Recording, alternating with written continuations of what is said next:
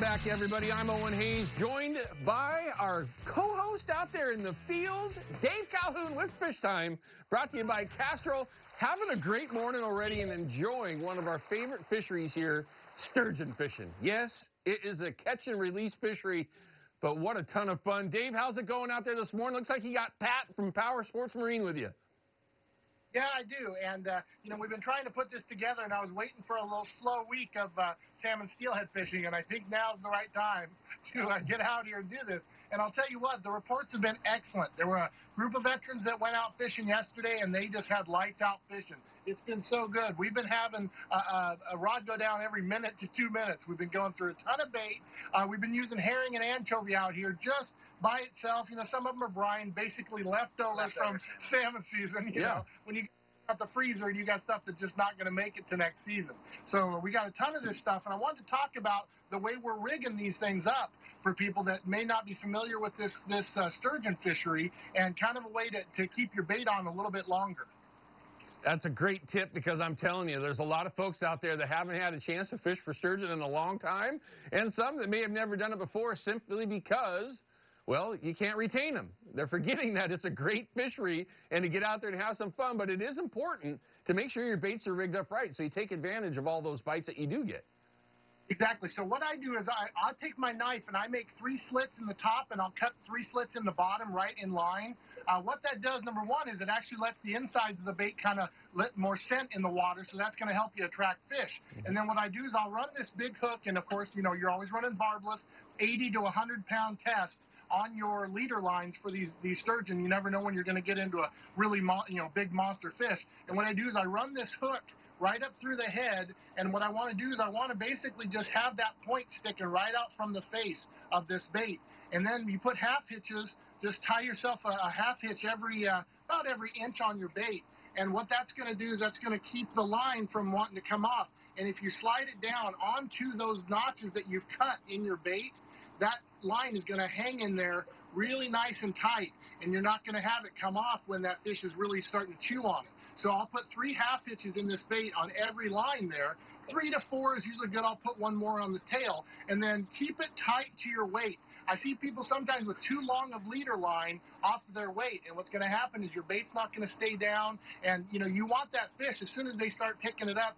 It doesn't matter if there's weight. These fish are not line shy. They're not weight shy. You want them to get that weight and really just rip that hook into them when they start pulling away with it. It's not a nibble. If you're getting a little nibble and you're not getting them on the hook set, you're either pulling too quick or they're too small to get this bait in their mouth. No question, and it's really one of those things where if you dial in the bait, depending on shrimp, or if it's herring, like you're saying, or anchovy, or sardine, whatever it might be, or smelt, for crying out loud, is one of the best that there is, if you can find that. Yeah, you got to make sure that the hook is placed where those fish are going to actually get it. Looks like there's not very many people out there. No, there's only 3 boats out here that I saw this morning. And, this isn't a crazy 5 boats. It's not a crazy fishery. I mean, it's not everybody's clamoring to get out here. But if you have people that are not from the area that you want to get in fish, we were talking earlier, if you have people that are coming to town for springers and trolling around for 8 hours and not getting fish, that can be a little tiresome. Whereas you could come out here and every minute or two have a rod going off and have fun. So keeping kids interested in fishing, visitors into town, getting them into fish, and, who knows? Maybe they'll give us a retention fishery soon. We can always hope, right? Yeah, I wish. I mean, obviously, judging by the way the fishery is rolling right now, you would think that we should be able to at least get by with a little bit of a retention. But, Pat, how have you been, and how's things been over there at Power Sports Marine, man? We stayed pretty busy all through the fall. I got a big 28-footer going to Alaska this week, in fact, which is my sale of the year. So that, it can be random this time of year. You can be slow, or you can actually keep it going, and we've been keeping it going. Well, and now's a good time to do this stuff. Don't wait till springer season. No. You wait till March to try and get your boat serviced and all your oils changed and all that other stuff. You're going to be waiting, and you're going to miss out on what could be an early run. You never know, so don't wait. Get your servicing and stuff done right now. That way you don't have to worry about it later. And the deals are out there now, too. Right.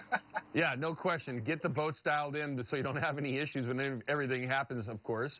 Hopefully it does happen, and hopefully things are good like Dave is mentioning. Well, Pat, what are you guys sitting in today? You sitting in one of your Raiders, or what are you doing? my boat. It's a 188 Mariner, which is the higher sided 18, but it's a huge 18-foot boat. I mean, it's really a 20-foot boat. Well, and you know what's my favorite part of this boat? Yeah, it's got a top. It's got a top. And it's raining right now. Sit under the top because it's raining right now. Yeah, and that's it. And the fish don't care, you know. And so if you can be comfortable and you know, we don't have a heater. We're not that special, but it's fun. Well, yeah, well, we don't need it right now, thank God. But you know, it's just nice to have a top on your boat. I go in a lot of open B's and fish out there, and you just, you know, you brave the weather. But it's nice to have a nice top on your boat, be comfortable out here, and that way, you know, you can enjoy the fishing a little bit longer. Absolutely. Everybody comfortably, keep the wife happy, the kids happy, and that's usually a happy fisherman all at the same time. All right, I've stretched this long enough, man. Where the heck are the bites, man? They were hitting. In fact, I had one on about 5 minutes ago, and I posted a little live video. But they were just on, and now we got a little lull. So we got time. I know you're going to say it. We get a fish on, I will call back. We'll see what happens. Do it, because we'd like to see a fish live on the water tonight, or this morning, I should say, with Dave and Pat from Power Sports Marine. You guys be safe out there. We'll talk with you soon and check in soon, all right? All right, guys, be safe. We'll see you next weekend. Take care. All right, we're going to cut to a quick break. When we come back, we're going to